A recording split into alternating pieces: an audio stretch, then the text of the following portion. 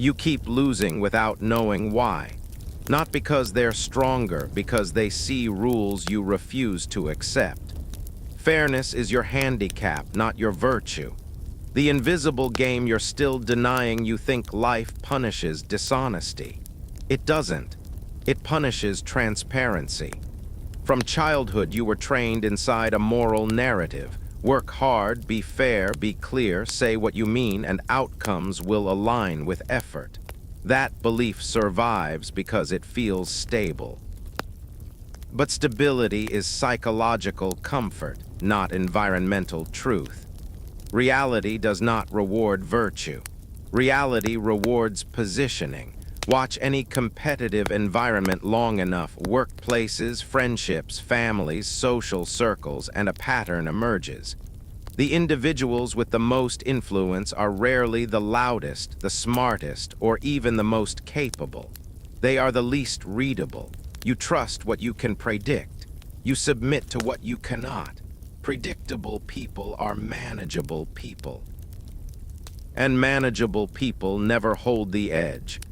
You announce intentions before acting. You clarify emotions before they're requested. You correct misunderstandings to preserve harmony. Every one of those behaviors signals the same thing. Your behavior depends on acceptance.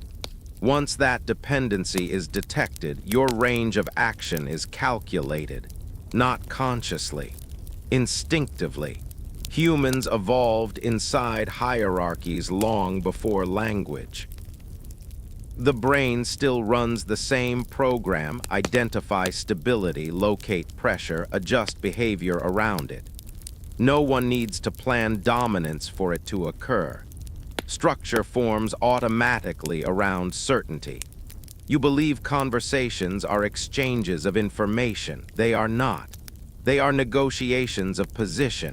Every interaction asks a silent question: whose behavior adjusts first? The person who adjusts explains more, explains sooner, explains longer.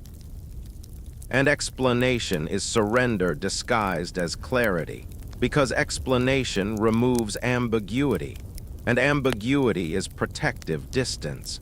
Once removed, others can model your reactions. When reactions are modeled, you become predictable. When predictable, you become safe to test. You call it communication. They experience it as access. You thought honesty created trust.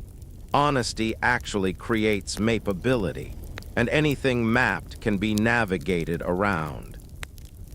The hidden game begins the moment two people interact. Not a moral game, a calibration game. Each side measures flexibility. Who absorbs tension? Who resolves discomfort? Who restores balance? The one who restores balance takes responsibility for stability. Responsibility without authority is the lowest rank in any hierarchy. You have lived assuming people cooperate toward fairness. Instead, they stabilize toward efficiency. Efficiency means minimizing resistance. The path of least resistance becomes the path of decision. If your behavior consistently absorbs friction, the environment routes pressure through you. No one declares this. No one admits it. Everyone follows it.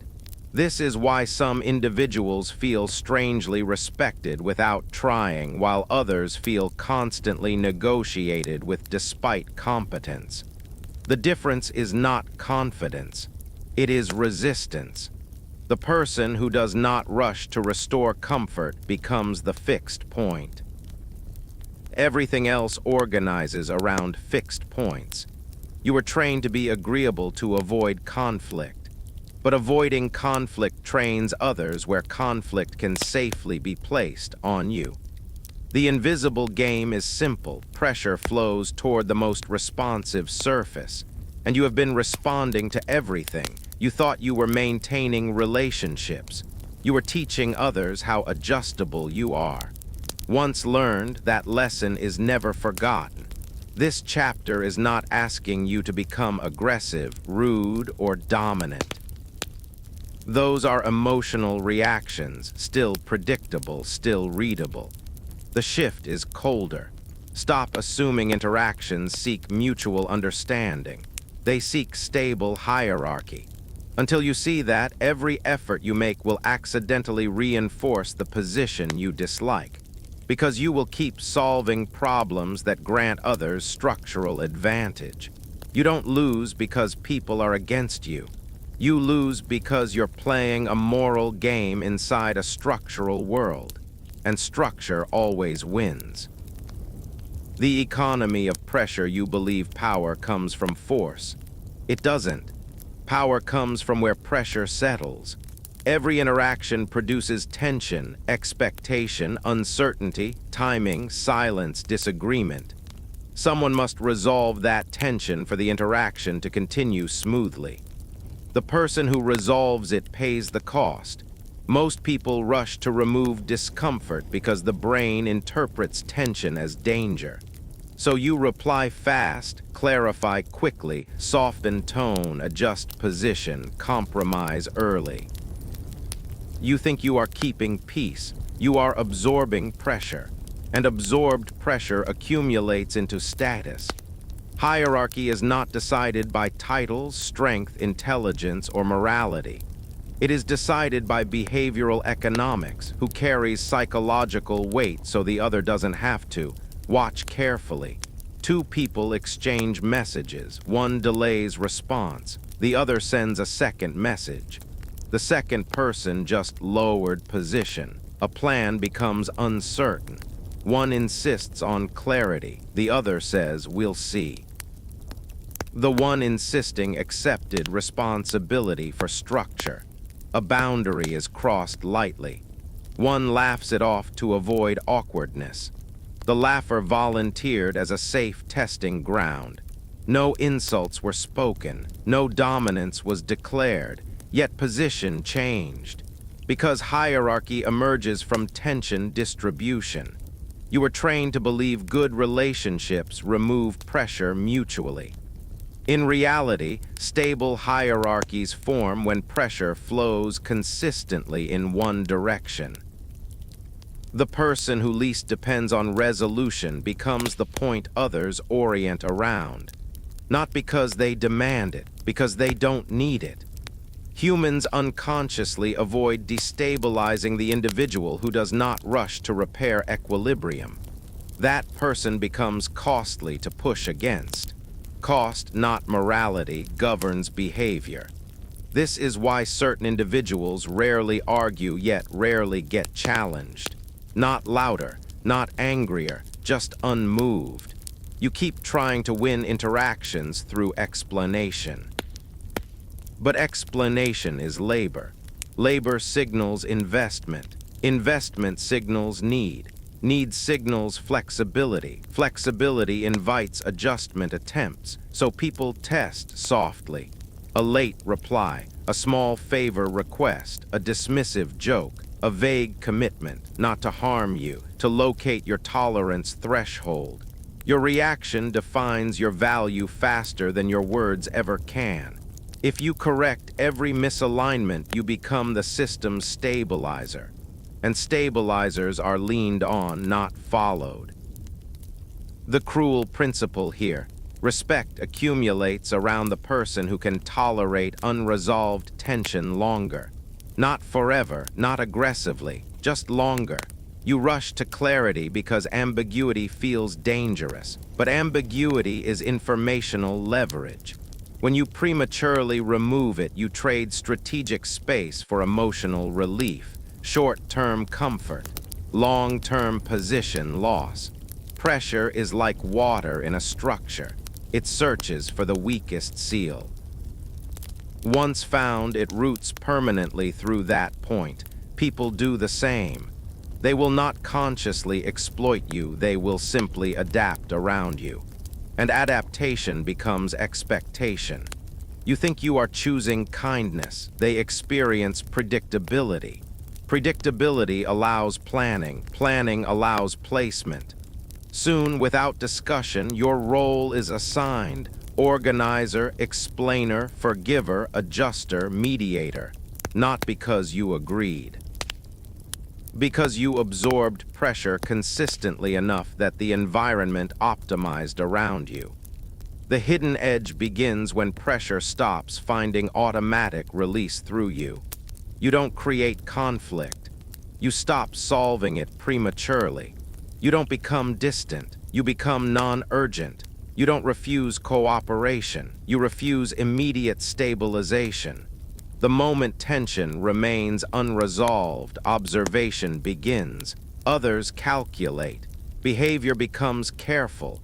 Carefulness is the earliest form of respect.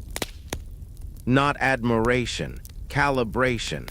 Power is not making others uncomfortable. Power is allowing discomfort to exist without volunteering yourself as the solution. And once you stop reflexively resolving tension, the structure reorganizes quietly, automatically around the person who no longer rushes to carry weight. The 6 behavioral predators people imagine domination as aggression. It's rarely aggression. Aggression exposes intention. Exposure creates resistance. Resistance creates cost. Real control avoids cost. So instead of force, certain behavioral patterns evolved quiet strategies that reposition you without confrontation. You don't notice them because they never announce themselves. You simply feel slightly off balance around certain individuals and cannot explain why. There are 6 recurring types. The calibrator he never pushes directly. He adjusts small variables, timing, tone, availability. One day warm, next day neutral. Never rude enough to confront, never stable enough to relax around. You unconsciously invest energy trying to read him. While you interpret, he measures. Your effort to stabilize interaction tells him exactly how much psychological weight you're willing to carry. From that point forward, he never needs to guess your limits again. The soft disruptor, he interrupts patterns without acknowledging it, cancels late but politely, agrees vaguely, forgets selectively. Always justifiable individually, undeniable collectively. You keep resetting expectations because each instance feels minor, but the pattern trains you to compensate automatically. You begin planning around his uncertainty. He didn't demand accommodation, he trained it. The friction remover, this one, flatters your reasonableness. You're easy to talk to. You understand. You're different. What he rewards is not your character, it is your tolerance. You start absorbing inconveniences to maintain the identity he validated. Now you defend the very dynamic that disadvantages you because rejecting it would contradict the role he assigned you. Approval becomes a leash you willingly hold. The silent rancor, no arguments, no emotional reactions, just observation. When tension appears, he does nothing, not passive, deliberate. Most people panic in unresolved moments and self-correct. They explain more, offer more, concede faster. By staying still, he allows others to reposition themselves downward voluntarily. He never establishes hierarchy. Others establish it around him. The conditional giver, he gives, but with timing. Support arrives after hesitation. Help appears after you've already struggled. Praise comes after distance. This delays emotional closure. Your brain connects relief to his discretion rather than his action. Now appreciation replaces equality. You interact carefully to avoid losing access. He didn't restrict you. He made access feel earned. The mirror inverter, you confront him calmly. He becomes confused. You withdraw slightly. He becomes attentive. You grow distant. He becomes respectful. He reflects your energy inverted. Why? Because inverted feedback forces you to chase equilibrium. You constantly adjust, trying to find the right behavior. While you search, he anchors. These patterns rarely coexist in one person perfectly. But most social environments contain fragments of them. Not villains, operators. Humans who discovered, consciously or not, that behavior shapes treatment faster than intention ever will. And here is the dangerous part. You don't need malicious intent to enforce hierarchy. You only need consistency. People protect whatever advantages stabilize their interactions.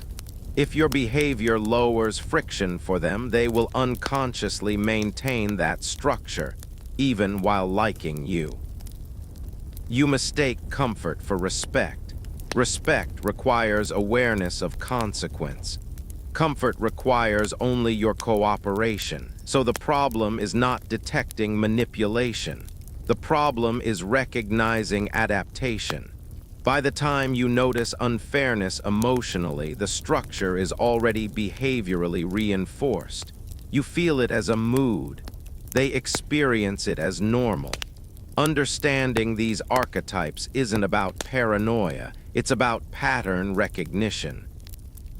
Once visible, their influence weakens not because they stop, but because you stop automatically completing the circuit that gives the behavior power. And the moment the circuit breaks, the dynamic shifts from invisible to negotiable. How humans naturally submit to structure. People say they want fairness. Watch behavior, not declarations. Groups do not organize around justice. They organize around stability. The individual who creates the least uncertainty while holding the most control becomes the reference point. Not elected, accepted. Hierarchy forms the same way gravity does. No meeting, no agreement, just consistent pressure shaping movement. Consider how quickly people adjust tone around certain individuals. Voices lower, jokes soften, explanations become concise. No one announces respect, they behave it. Why? Because humans calculate cost automatically, not consciously, nervously. Your mind tracks, what happens if I cross this person? What happens if I ignore them? What happens if I disappoint them? When the answer is nothing, behavior relaxes. When the answer is uncertain, behavior sharpens. Uncertainty generates caution. Caution creates distance. Distance becomes status. This is why the most controlled individuals rarely argue. Arguments clarify limits. Limits reduce uncertainty. Reduced uncertainty lowers perceived consequence. Instead, they respond with consistency. You arrive late, reaction minimal, but availability changes next time. You test tone, warmth reduces subtly. You push boundary, interaction shortens. No speeches, only adjustments. The brain connects action to outcome faster than it processes explanation. Words invite debate. Patterns end debate. Over time, others stop testing because prediction becomes reliable. Behavior produces immediate environmental shift. That reliability is interpreted as authority. History repeats this pattern endlessly.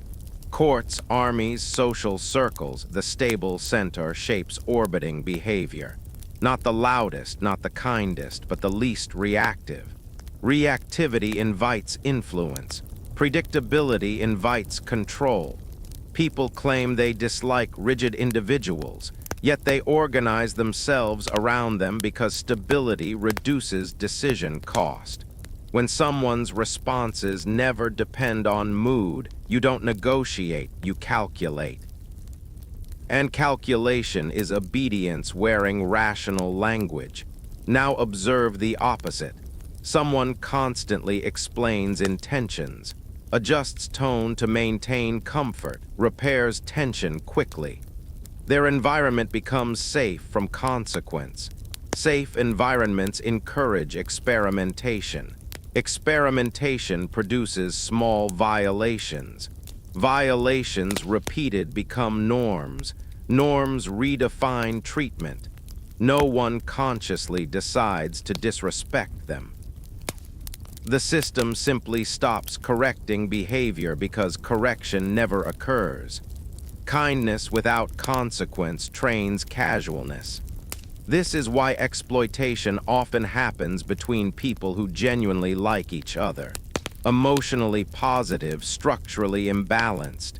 The exploiter feels no hostility. The accommodating person feels confusion. Both describe the relationship differently because both experience different realities. One interacts with a person. The other interacts with a role. Once a role stabilizes, the mind preserves it automatically. Humans conserve cognitive energy by keeping interaction models unchanged. If you were always flexible, your sudden firmness feels abnormal, even if reasonable. Not immoral, not unfair, just inconsistent with the established structure. So resistance appears not to punish you, but to restore predictability. People push back against change more than against dominance. A strict but stable person faces less challenge than a formerly accommodating person who becomes selective. Because predictability is comfort. Comfort is preferred over equality. This explains why many individuals remain trapped in disadvantageous dynamics despite awareness. They attempt verbal correction while preserving behavioral consistency. The structure stays intact because behavior still signals the same position. They want different treatment while performing the same role.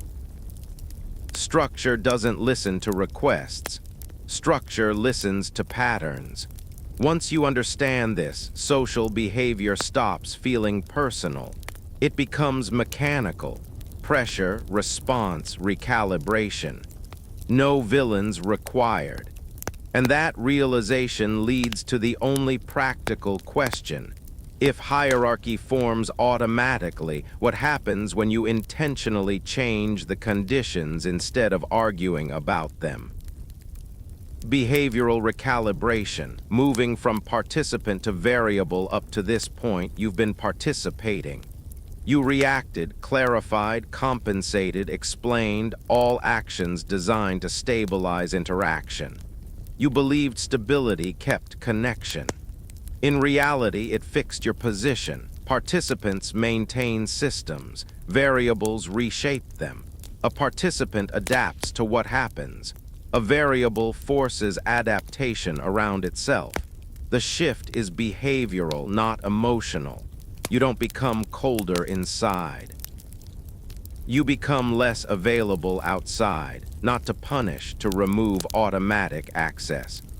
Most people grant access continuously, attention, reassurance, response speed, emotional labor, because it feels polite. Cooperative, mature, but continuous access erases consequence. If your presence costs nothing, your absence changes nothing. So recalibration begins with timing. You stop responding at predictable intervals, not randomly, deliberately inconsistent, immediate sometimes, delayed others. The goal isn't to play games. The goal is to break the certainty that you orbit them. Certainty anchors hierarchy. Uncertainty redistributes it. The brain constantly maps. When can I reach this person? When the answer becomes unclear, priority rises automatically. Next is emotional neutrality. Previously, tone shifts controlled you. Warmth pulled you closer. Coldness pushed you into repair mode. Now you hold baseline, neither chasing approval nor correcting distance. They speak casually disrespectful. You don't protest, you shorten engagement. They test boundaries. You don't explain, you reduce availability. They behave well. Interaction expands slightly but never floods back instantly. Behavior changes environment faster than dialogue ever can. Understand the rule. People trust reactions more than statements. A declared boundary invites argument. An enforced boundary rewrites expectation. This is why arguments rarely solve dynamics. Arguments assume shared interest in fairness. Dynamics operate on convenience. You are no longer negotiating perception. You are editing conditions. Then comes selective investment. Stop filling silence. Stop maintaining conversational momentum alone. Let pauses exist. Whoever needs continuity will supply effort. Effort reveals priority without interrogation. You will notice discomfort, not theirs, yours. The urge to restore flow, clarify tone, reassure meaning. That urge is conditioning. You're accustomed to earning stability rather than observing it. Ignore the urge. Observation replaces performance. You begin measuring instead of giving. Who reaches out when you do? Who adjusts when you don't compensate? Who disappears when effort becomes mutual? Now dynamics expose themselves without confrontation. Some individuals intensify engagement. They value the connection beyond convenience. Others fade quietly. They valued the function you performed. Both outcomes are useful. The mistake is partial change, reducing availability while explaining motives. Explanation reassures permanence. Permanence restores the previous structure. Silence carries consequence. Explanation cancels it. Remember, recalibration is environmental, not theatrical. No speeches about respect. No declarations about boundaries. Only consistent shifts in access. Over time, the brain associates behavior with outcome, not because it understands your philosophy, but because it learns cost. Cost reorganizes behavior faster than emotion ever will. Eventually, interactions become cleaner, shorter where necessary, deeper where earned. You'll notice fewer misunderstandings because people stop testing endlessly once responses become predictable in consequence. You didn't dominate anyone. You removed frictionless usage. At that moment, you stop being managed by the interaction and start defining its limits. Not loudly, structurally. And once you operate structurally, a deeper change becomes necessary because the person who needed approval cannot maintain this consistently. Which means the next step isn't behavioral. It's identity removal. Identity execution, killing the agreeable self. Your greatest vulnerability isn't weakness. It's the identity you're protecting. You believe you are a fair person, reasonable, understanding. Someone who can be talked to, negotiated with, convinced through explanation. You think this makes you respected. It makes you adjustable. An adjustable person is never confronted directly. He is steered. People don't challenge your authority. They reshape your perception until you voluntarily surrender it. Tone softens you. Disapproval bends you. Misinterpretation pulls you into clarification. And every clarification exposes dependency. You need them to see you correctly. Once others know your behavior depends on their perception, they control your behavior without issuing commands. All they have to do is misunderstand you. So the agreeable self survives by repairing image. It rushes to explain intent, justify decisions, and smooth tension. It believes harmony equals stability. But harmony maintained through explanation is submission disguised as communication. Because every time you defend your motives, you place judgment in their hands. You wait for permission to remain yourself. Respect does not operate like that. Respect forms around consistency, not interpretation. Around consequence, not persuasion.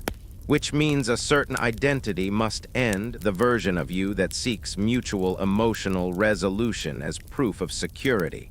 You stop correcting narratives. Someone calls you distant after you withdraw availability. You don't clarify warmth. Someone labels you harsh after you enforce a limit. You don't soften the rule. Someone assumes you've changed. You confirm it through repetition, not reassurance. At first, this feels dangerous. The mind predicts exclusion. Historically, exclusion meant vulnerability, so you instinctively repair tension to restore belonging. But modern dynamics invert the equation. Constant belonging erases value. Selective belonging creates it. You are not trying to be understood anymore. You are becoming measurable. Predictable reactions build reputation faster than accurate explanations. People adjust behavior when outcomes remain stable regardless of emotion. Not because they agree, because uncertainty disappears. Now something shifts internally. You no longer ask, did they take that the wrong way? You ask, did reality remain consistent? If yes, nothing else matters. The need to be seen as good fades, not replaced by cruelty, replaced by independence from interpretation. Others can hold whatever story they want. Your behavior doesn't bend to accommodate it, and paradoxically, pressure decreases. Because manipulation requires negotiability. It requires emotional hooks, guilt, misunderstanding, approval, withdrawal. When those stop altering your actions, the mechanism fails. They cannot steer what does not adjust to narrative. You lose certain comforts, a universal acceptance, constant inclusion, effortless warmth. But what replaces them is control over outcome. Interactions become cleaner, fewer emotional negotiations, more direct adaptation. Some people drift away. They required flexibility. Others stabilized. They required structure. You didn't force either. You revealed alignment. Now you exist as a fixed reference point inside social movement. People know what happens if they cross a line, not because you threat, because you remain unchanged. That is sovereignty, behavior independent of approval. And once identity becomes stable, the environment reorganizes permanently around it, which leads to the final reality. Because once you operate this way, you cannot return to ignorance, and others will sense the difference immediately. Final rule, once you see it, you are accountable. Ignorance protected you.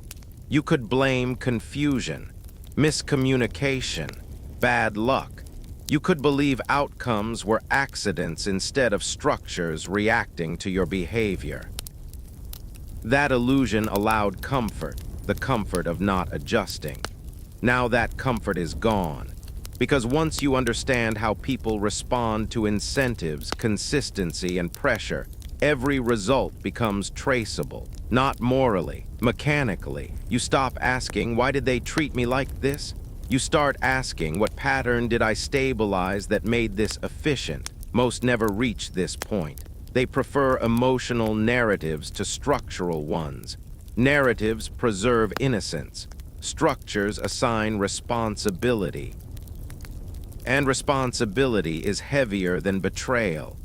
You now know that respect is not granted to intention, effort, or loyalty. It forms around predictable consequence, around behavior that alters other people's calculations. So from this moment forward, every interaction becomes a test, not of others, but of your stability. Small delays will probe urgency. Minor disrespect will probe tolerance. Casual requests will probe boundaries, not maliciously, automatically. Humans constantly scan for efficiency. If resistance is inconsistent, pressure increases. If resistance is stable, pressure redirects elsewhere. No meetings, no discussions, just adaptation. This is why partial change fails.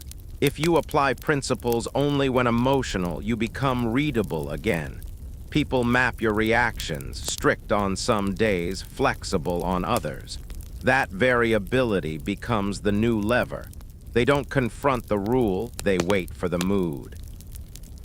Consistency removes mood from the equation. Now interactions simplify. You respond the same way whether tired or energized, liked or disliked, understood or misread. Over time, prediction replaces testing, and prediction is the birthplace of respect. Because when others no longer wonder if you will hold position, they stop trying to move it. Not out of admiration, out of efficiency. Negotiation becomes wasteful. At this stage, something unexpected happens. You speak less, explain less. Defend nothing, yet conflict decreases. The world did not become kinder, it became calibrated. People aim effort where influence exists. When influence disappears, behavior reroutes. Quietly, you also notice separation. Some individuals withdraw permanently. They required accommodation to function around you. Others engage more carefully than before, slower words, clearer requests, fewer assumptions. Neither reaction requires interpretation. Both confirm structure. The final rule is simple. You cannot unknow dynamics without participating in them.